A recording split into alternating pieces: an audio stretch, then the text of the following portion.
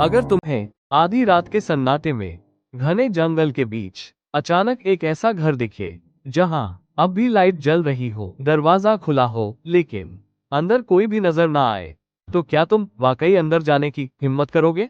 रवि और करण, दो पक्के दोस्त जो हमेशा साथ रहते थे, शहर की भीड़ से दूर कुछ दिन सुकून के लिए एक छोटा सा ट्रिप जंगल के बीच। लेकिन उन्हें क्या पता था, ये सफर यहीं खत्म नहीं होने वाला।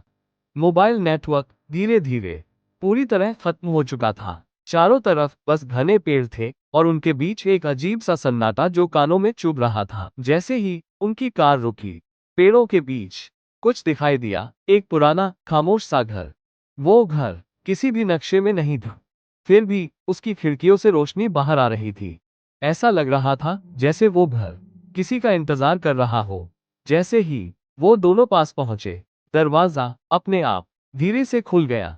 उस आवाज में कोई अपनापन नहीं था, बल्कि एक अजीब सा बुलावा था। और बिना कुछ सोचे दोनों दोस्त घर के अंदर चले गए। घर के अंदर अजीब सी खामोशी थी। दीवारों पर अजीब निशान बने थे और सामने एक पुरानी घड़ी थी जो उल्टी दिशा में चल रही थी। ऐसा लग रहा था मानो यहाँ समय आगे नहीं पीछे जा रहा हो। अचानक किसी के चलने की आवाज आई, लेकिन वहां कोई नहीं था। और तभी दरवाजा जोर से बंद हो गया। अब वो अंदर थे और बाहर जाने का कोई रास्ता नहीं था। ऊपर से एक भारी आवाज गूंजती, यहाँ से कोई नहीं जाता। वो आवाज इंसानी नहीं थी, लेकिन समझ में आ रही थी। लाइटें एक एक करके बुझने लगी। अंधेरे में उन्हें जमीन पर एक पुरानी डायरी मिली। डायरी के आखिरी पन्ने पर लिखा था, दो दोस्त आए थे, एक ही वापस गया। उस पर दोनों एक दूसरे को देखने लगे। तभी एक चीख गूंजी। रवि गायब हो चुका था। पीछे से वही आवाज, डराए अब तुम अकेले हैं। करण भागने लगा, सीढ़ियां, गलियारे के रास्ते, लेकिन हर रास्ता उसी घर के अंदर खत्म हो रहा था।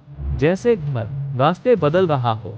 सुबह जंगल के बाहर एक आदमी बेहोश पड़ा था। वो करण था।